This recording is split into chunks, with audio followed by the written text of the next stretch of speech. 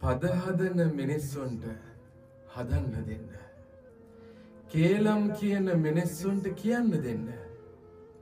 ඔය කවුරු පද හැදුවත් කවුරු කේලම් කිව්වත් ඔබ නිවැරදි නම් කවුරුවත් හදන පදවලට ඔය ඇත්ත මොකටද නටන්නේ?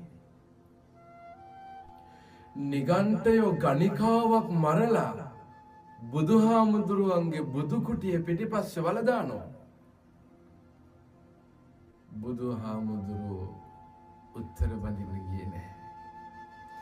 චින්චිමානවිකාව දරමිටියක් බැදගෙන දම්සභා මණ්ඩපයට ඇවිදින් කියනවා මේ කුසේ ඉන්න දරුවා බුදුහාමුදුරුවන්ගේ කියලා.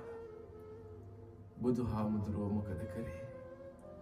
නිහඬවම බලන් හිටියනේ. උත්තර බඳින්න ගියාද?